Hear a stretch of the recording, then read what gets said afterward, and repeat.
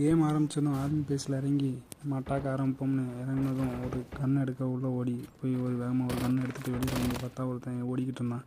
அவனை துரத்தி போய் அடித்து முடித்ததும் அவனை போய் நாக் பண்ணிட்டு உள்ளே போய் மறுபடியும் லூட் எடுத்துகிட்டு வெளியில் வந்தால் ஒருத்தன் ஓடிக்கிட்டு இருந்தான். பார்த்தா அவன் ரிட்டன் திரும்பி வந்து ஸ்கோப் போட்டுக்கிட்டு இருக்கான். அவனையும் பிடிச்சி நாக் பண்ணி டோரை லாக் பண்ணி முடிச்சு விட்டு அவன்கிட்ட இருந்தால் லூட் எடுத்துகிட்டு வெளியில் மேலே போய் லூட் அடிக்கலான்னு பார்த்தா ஒருத்தன் ஓடிக்கிட்டு இருந்தான் ஆப்போசிட்டில். அவனையும் முடிச்சு விட்டு பார்த்தா உள்ளே அவனை